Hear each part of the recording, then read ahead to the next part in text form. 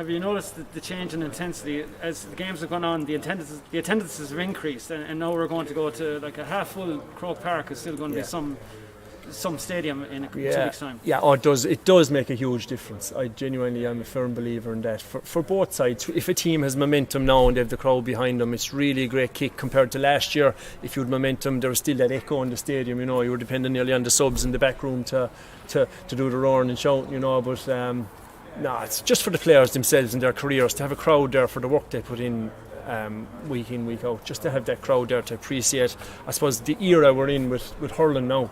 We're looking at 2 teams Sunday week that, if you can get to this match, I would say get it, because it has the makings of a real one.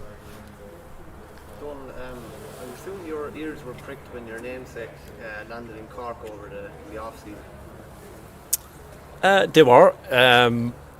We had great experience with him, and in fairness to him, he would have, I suppose, set a new standard of what it takes to be, I suppose, tactically and as a person, an inter-county hurler at the top level, and he instilled that fairly quickly into us in 2011.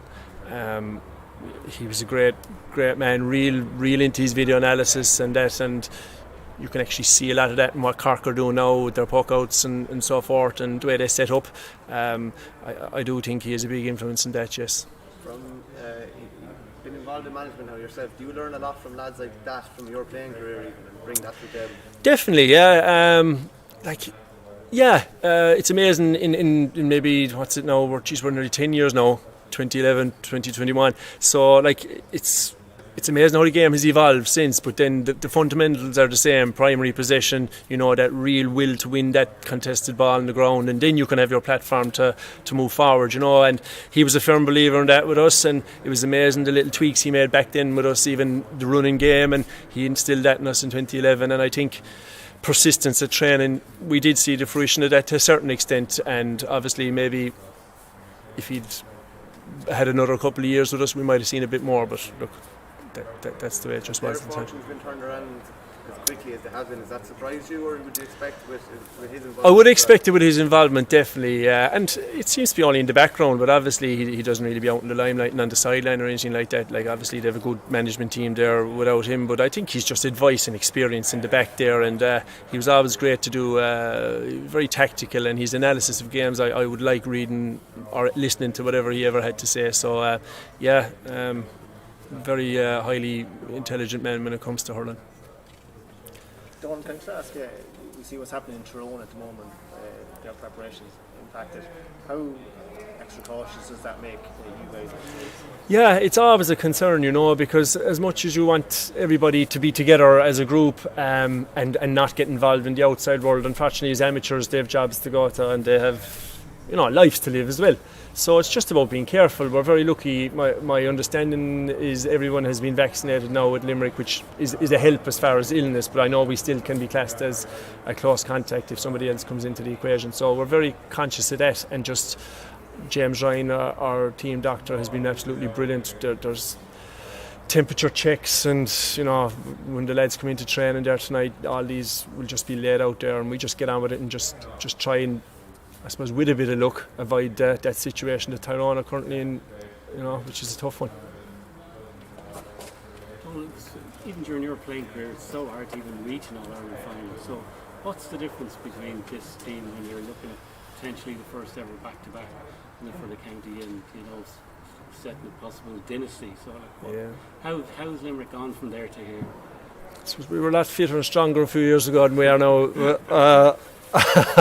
They're just an elite bunch of players that Limerick are lucky to have, and I suppose the one thing about them is you can mention their past successes, even recent successes, but they're so grounded, and they're only interested in what's happening at training this week, which is freakish. For me, like if I was lucky enough to win an All-Ireland, I'd still be talking about it. These fellas are just want to go next game, and it's amazing that, like, you'd always have 5 or 6 lads like that, but when you have a group like that, they are a special group, and it's a privilege to be involved with them, to be honest. And when you say special group, then are you conscious of making the most of it while it lasts? That, these are kind of unprecedented days in a way. Well, Look, I suppose from a supporter's point of view, yes, they're getting to go to Croke Park for and a lot more occasions than they have been over the previous 10 years. But yeah, but again, we're just, as I said, we're lucky to have them. There's a great squad there with Limerick. They are absolutely a driven bunch. They had reasonable success at underage, and they just gelled it together maybe with that group, Nicky and them lads that were there and joined up. So they've really kicked on, and I suppose just watching them play now, it's nice to see a Limerick team. I think a lot of the Limerick supporters are really proud to be associated with them as well, which is a big help. So, and again, like just as I said, like for the crowd to see this group, we've been starved of it for a year or two. The supporters coming up in trains and buses and cars, getting into Croker, and now they have the chance to do it next Sunday week, and it should be great. As I guess a test half time against Tipperary, you must have been worried that things weren't, were really going to. We were. I would say there was a concern more than a worry. A concern that we weren't really, I suppose, dominating in the areas that we should have been. We made a few small changes at a half time, and just it was such a hot day as well. Like, was it a day that Limerick just didn't hit the ground running and we're going to pay the price for it? Maybe you could say Tipperary were too experienced to leave Limerick back into it. They're a very experienced team, but we just hit that purple patch that every team would wish they could hit, and made the most out of it. And just go back to even Waterford there in the semi-final. They really took the game to us early on, but they didn't show it on the scoreboard, whereas Limerick dominated that third quarter against Tipperary, and was it 111 to a point or something crazy like that, 110 or something like that, which is, it was a phenomenal turnaround, and I suppose the experience the lads had then to close it out after was great to see as well. And just Kyle's goal, have you ever seen anything like that? You presume you didn't get one of those in your No, never. It was, do you know what, it was one that, please God, we'll still be talking about in 15, 20 years' time. The way it just opened up for him, he's such an athlete, and when he builds up that momentum, his great feet, and the way he cut in and finished was just great. It was the perfect timing for us, and I suppose if you look back in it, there was a nice little bit of movement inside there as well. I think Seamus Flanagan pulled out Pádraig Maher out of the equation as well, which opened it up for him, so he still had to finish it, and I think he did it with the hurley turn down as well, just to top it off. So what a goal.